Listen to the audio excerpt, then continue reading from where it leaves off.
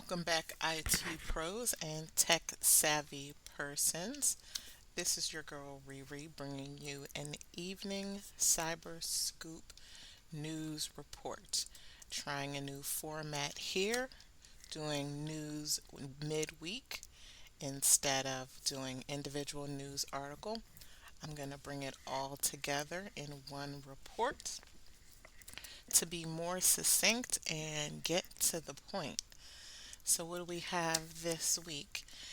Top stories include Experian, who has a tool that exposed partial Social Security numbers, putting customer privacy data at risk. Story 2, ransomware cost the White House up to $1 billion in threat and threat prevention initiatives.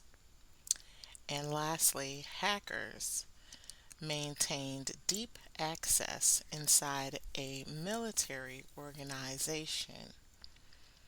Let's get started with the U.S. military base. Last month, NSA, CISA, and the FBI released a joint advisory containing a notification explaining in a CISA November report of the malicious activity on an anonymous defense industrial base sectors organization enterprise network, quote unquote.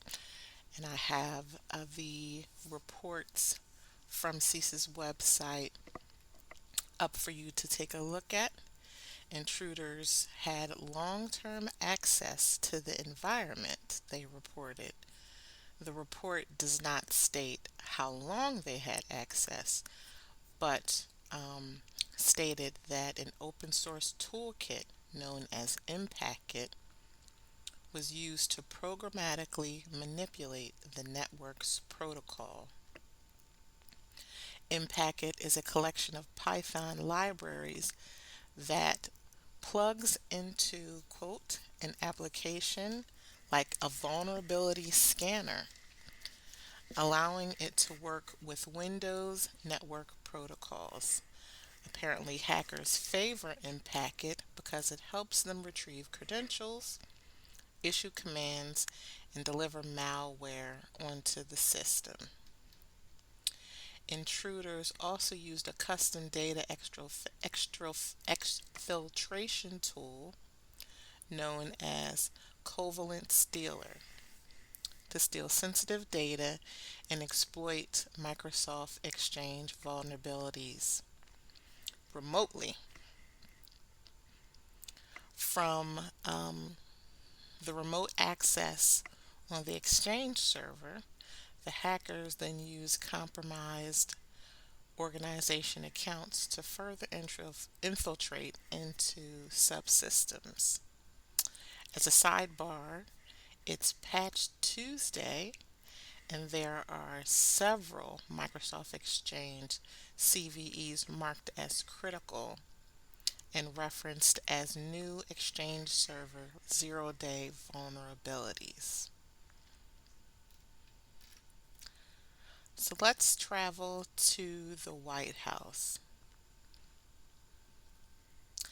As fiscal reports roll in for FY 2022, it was reported that ransomware cost the United States upwards of $1.2 billion in 2021 through 2022, as stated by the Treasury Department. The report I have up states that this only offers a partial picture of a larger impact to the United States government, where there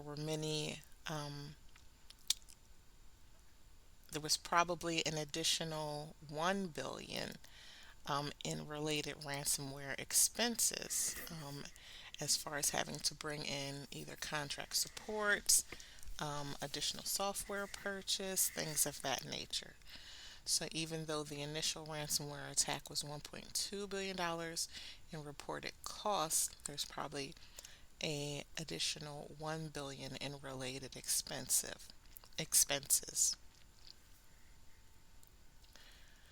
Of their suspicions that this was ransomware variants that have connections to Russia, it's not indicative of where the attacks are actually generated, but Russia is most likely being pointed to as a culprit. There was a recent example. I'm going to do my best to say this gentleman's name. Recent example: Sebastian Vachon Desardines, a Canadian man arrested in Quebec in January of 2021, and he was sentenced in October of this year to 20 years in prison in a U.S. prison for a series of ransomware attacks around the world as part of the NetWalker ransomware gang. And that gang does is believed to have connections to Russia.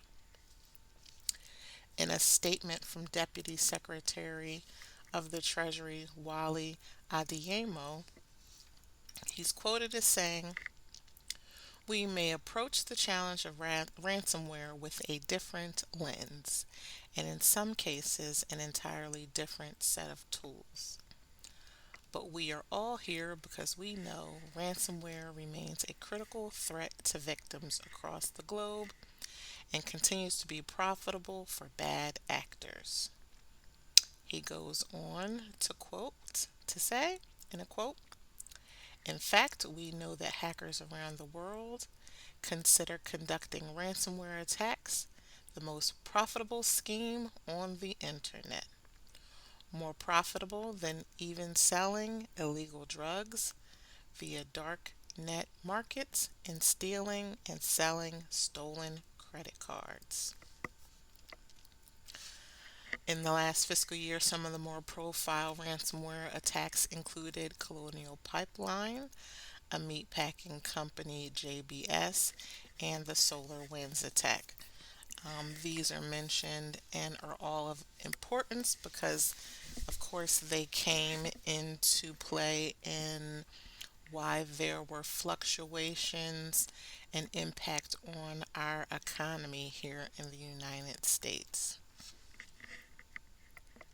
Additionally, this has prompted sanctions. These type of attacks have prompted sanctions on cryptocurrency because this is how attackers generally demand to be paid. The White House hosted a 2-day ransomware summit at the end of October where a voluntary international counter ransomware task force was established to serve as a base for coordinating disruption and threat sharing. The task will launch in 2023. Finally, we have Experian. Experian had a potential data privacy leak. The story is of interest, particularly to me, because it wasn't necessarily reported initially by a governing body or a research company. Instead, it was reported by a user. The user goes by the handle of Lucky225, who found that an Experian product allowed organizations to verify a customer's identity and could expose partial Social Security numbers. I'm not going to go in and reiterate their entire QA process. Please see Lucky225's Twitter page and reference for that. I have a screenshot of it here where you could go ahead and travel to if you're interested in. But in short, they were allowed to register at a local utility company using an alternate form of ID. Later, as part of the process, when they go in for verification, Experian would prompt the last four digits of a social security number where the user is then required to select one, although they had not provided a social security number during the initial sign up process. Their testing efforts also found this flaw in two healthcare facilities and a state agency's verification system. Um, the healthcare the healthcare companies, I didn't get the names of those, but the VAX system was Illinois' VAX Verify portal. The specific Experian product, KBV product known as Precise ID, uses a proprietary search to match algorithms to compare consumer input data with what's current and historical records on an individual. Experience takes the data from their credit histories, public records, and drafts a set of multiple choice questions that only the actual person should be able to answer. So, in their logic and in their own internal testing, they didn't necessarily consider this a flaw because technically only the person who has the true identity should be able to pick out the right set of numbers.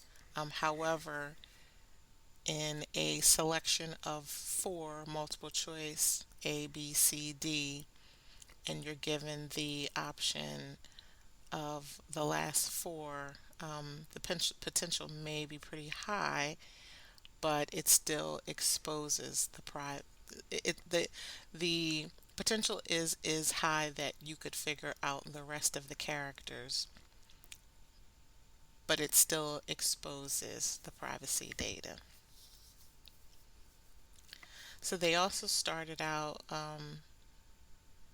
by initially not reporting it because it wasn't a fall, but after gaining some traction and some attention, they did remove this particular part of the tool, and their site is quoted as saying they are going to be moving to multi-factor identification as part of their customer verification process in the near future.